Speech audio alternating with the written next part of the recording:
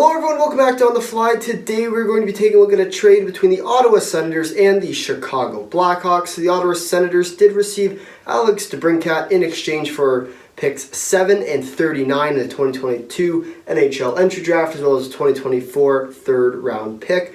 So taking a look at it from Ottawa's perspective, pretty much a no-brainer. Obviously, they're picking on a team that was not expecting a deal, and when you look at that, especially in depth, why wouldn't you take a top-line guy who's 24, has a lot of room to grow, especially with Ottawa as a younger team, starting to sort of fit into that development role. I do expect him to become a star player in Ottawa. Expect a big contract. This is last year on the $6.4 million contract. However, the one thing, which is probably the reason why Chicago did get rid of it, is because of the qualifying offer would be around $9 million for the restricted free agency, so they don't want to pay him up that much. However, when you take a look at it, it's not that bad of a deal for a team like Ottawa, where they're not really using their cap as much as, say, Chicago is going to be, and Chicago is sort of in that rebuild phase.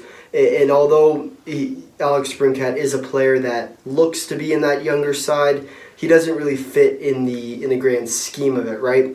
Also expect a player like Kane. Kirby Dach is already gone. So when you take a look at Chicago, they are going full rebuild. However, the package that they received for Debrincat, in my opinion, could have been a lot better.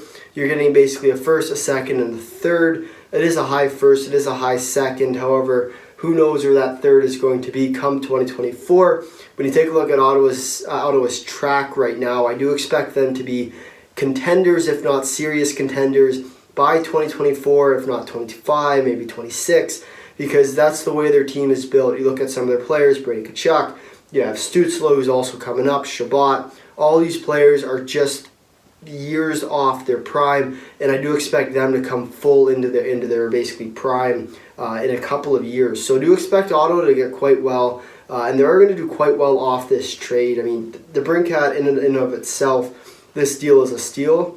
But when you really take a look at it, it's even better for Ottawa, who's an up-and-coming team.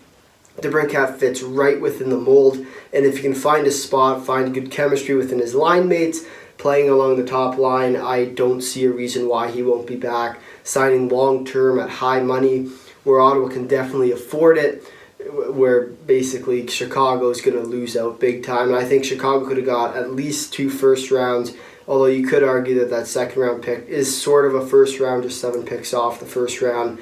But at the end of the day, I think they could have got 2 pretty high picks from a team like Ottawa. However, they did decide to go in the rebuild phase, and I do expect more to come from Chicago. We will have the Kirby Dach trade video coming out in a couple of days. However, when you really look at Chicago, they are a team that is struggling right now, and right now they are trying to get into that full rebuild where pretty much everyone is available to be traded. And right now they are looking sort of in that 5-year cycle where they are going to dump everybody they have, draft up a new set of guys, a new core, a new team, just to try and contend. And I do expect them to be in the bottom of the league, contending for players like Mishkov, like Bedard, come next year's draft. And I think when you really look at it that way, the dynasty that Chicago was is not anymore. So they are starting to realize that, and they do have to sort of ship their guys out, get young players, get high draft picks in order to really